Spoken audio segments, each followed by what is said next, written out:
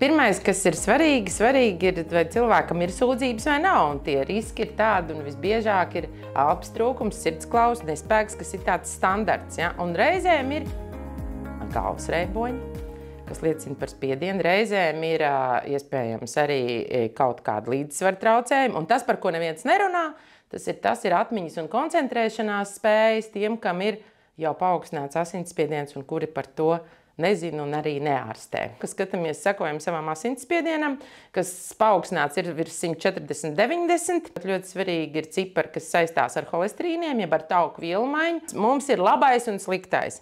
Labais nozīmē to, ka tās ir tādas daļiņas augsta blīvuma. Augsta blīvuma nozīmē lielākas daļiņas. Ja? Un jo vairāk to lielo daļiņu augsta blīvuma, jo labāk. Un ir sliktais, kurš sastāv no vairākām daļām, un tas ir tāds sliktais, kas ir lielāka blīvuma, ļoti sliktais, kas ir zema blīvuma. Asinsvidos laužās tas ļoti sliktais. Tātad mēs baidamies no insulta, kas ir pirmais, jo ja tā panga atraujās ļoti bieži no kakla asinsvadiena, tad pat taisno ir insults. Otra lieta, kas ir svarīga, ja viņa, vienalga, kur viņa veidojas, viņa veido to klīniku, ja, piemēram, koronārā, ja vainaga artērijas, tās asinsvadi, kas ir apkārt sirsniņai, ja tās arī ir ciet, vai ne, tad veidojās kas miokarda infarkts, piemēram, vai ne. Un ļoti bieži, kā mēs sakam, manā praksē visi pīpētāji, mēs arī tā sakam, kājas ir nopīpēts, kāju asinsvadi, ja, tad ir aizgājuši ciet.